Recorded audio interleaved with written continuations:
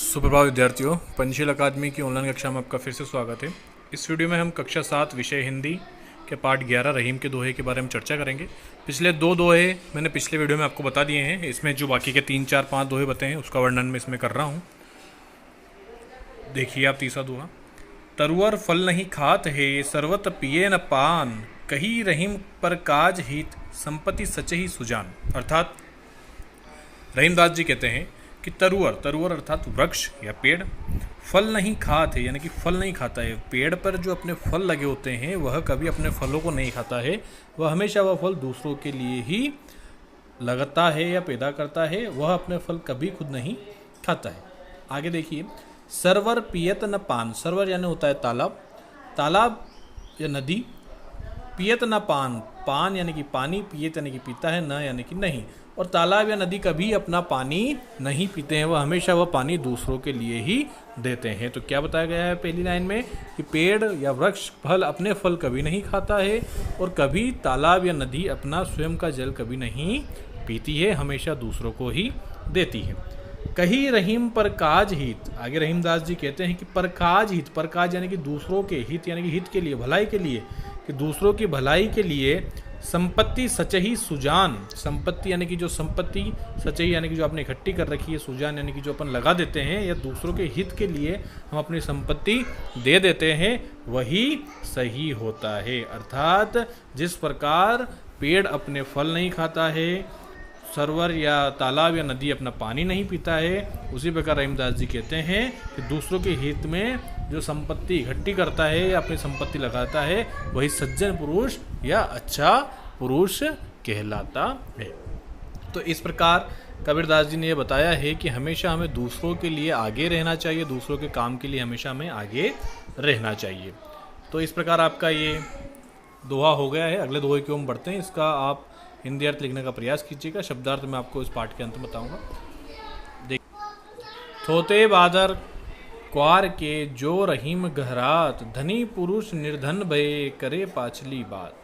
अर्थात रहीमदास जी कहते हैं कि थोते बादर क्वार के, थोते बादर क्वार के, बादर यानी कि बादर, क्वार यानी होता है अश्विन माह। हिंदी महीनों के जो नाम होते हैं उसमें अश्विन माह जो आता है वह थोते बादल क्वार के, यानी कि क्वार के दिन कहलाते हैं। और उसी में जो बादल गरजते हैं वह क्वार के बादल कहलाते हैं। थोते यानी कि गरजते हैं, क्वार के बादल यानी कि अश्विन में जो बादल आते हैं वह गरजते हैं। जो रहीम गहरात, रहीमदास जी कहते हैं कि जो इनसे घबराता है, उसी प्रकार जैसे अश्विन माह में जब फसल लहलहाती होती है खेतों में और जब बादल आकर गरजते हैं पर बरसते नहीं हैं, और किसान जो होता है वह उन बादलों से डरता है क्योंकि उस किसान की अपने खेतों में फसल लहलहा रही होती है, तो वह डरता है कि कहीं बारिश ना हो जाए।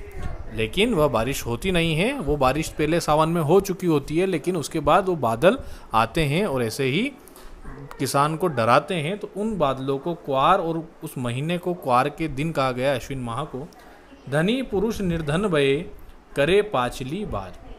और धनी पुरुष, धनवान पुरुष जब निर्धन हो जाते हैं, जब गरीब हो जाते हैं, या धनी पुरुष के पास जब पैसा नहीं होता है, उनकी स्थिति अब वैसी नहीं रहती है, तो वो क्या करते हैं, करे पाछली बात, लेकिन अपने पिछले किस्से जरूर सुनाया करते हैं कि हम ऐसे थे, हम ऐसे थे, लेकिन आज वह कुछ नहीं है, लेकिन फिर भी अपनी पिछली बात करना नहीं छोड़ते हैं। किस प्रकार नहीं छोड़ते हैं? जिस प्रकार सावन में आकर बारिश हो जाती है, लेकिन फिर उसके बाद अश्विन माह में बादल आके गरजते हैं, लेकिन वह सिर्फ गरजने वाले बादल होते हैं, बरसते नहीं हैं। उसी प्रकार धनी पुरुष जब धनी रहता है और जब वह गरीब अवस्था में आ जाता है, तब भी वह क्या करता है कि अपने धनवान समय की बातें लोगों को बताता रहता है। तो इस प्रकार रहीमदास जी ने ये बात कही है। अगला हम देखते हैं। धरती की सी रीत है, सीत गाम ओ मेघ, जैसी परे सो सही रहे, त्यो रहीम यह देह। रहीमदास जी बताते हैं कि धरती की सी रीत है, रीत यानी कि परंपरा है, धरती की यह परंपरा है।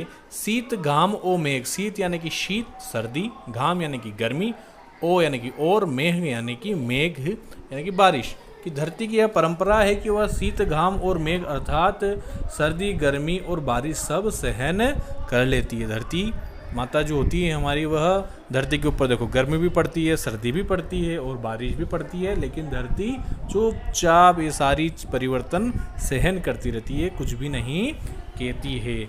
जैसी परे सो सही रहे, जैसा मौसम होता है वैसे वह सहन करती रहती है। कौन करती रहती है? धरती माता। चाहे गर्मी पड़ती है तो भी सहन करती है, सर्दी पड़ती है तो भी सहन करती है और बारिश होती है तो भी सहन करती है। कुछ भी हो वह चुपचाप सहन करती रहती है। त्यो रहीम यह देह, तो रहीमदास जी कहते हैं देह यानी होता है शरीर, कि हमारे शरीर को भी हमें धरती के प्रकार जैसा ही बना लेना चाहिए कि सर्दी गर्मी और मेघ कुछ भी हो हमें निरंतर कार्य में लगा रहना चाहिए और हमारे शरीर को उन परिवर्तनों से कोई फर्क ना पड़े, ऐसे हमारे शरीर को बना लेना चाहिए। जिस प्रकार से धरती माता सहन करती है उसी प्रकार हमारा शरीर भी इन सब चीज़ों को सहन करने वाला होना चाहिए। तो रहीमदास जी ने बहुत ही अच्छी बात हम लोगों को कही है कि धरती जैसा हमारा शरीर बनाना चाहिए ताकि इन परिवर्तनों से हमारे शरीर पर कोई फर्क ना पड़े और निरंतर हमारे कर्म में हम लगे रहें। तो ये 5 दोहे हैं, आपके प्रयास करना कि आप इनका हिंदी अर्थ भी उत्तर पुस्तिका में लिख सकें। मैंने आपको समझा दिया है। अगले मैं आपको PDF भेजूँगा मैं, तो उसमें आपके शब्दार्थ और प्रश्नोत्तर इसी पार्ट के मैं भेज दूंगा। तब तक आप इन 5 दोहों को एक बार पढ़िएगा, वापस से इनका हिंदी अर्थ करने का प्रयास कीजिएगा। बड़ा सीधे हैं और सारे समझ वाले हैं, सारी शिक्षा देते हैं हमको हर एक दोहा। तो ये आपके 5 दोहे पूरे हो गए हैं। मैं अगले वीडियो में आपको इसके शब्दार्थ और प्रश्नोत्तर सेंड करूँगा।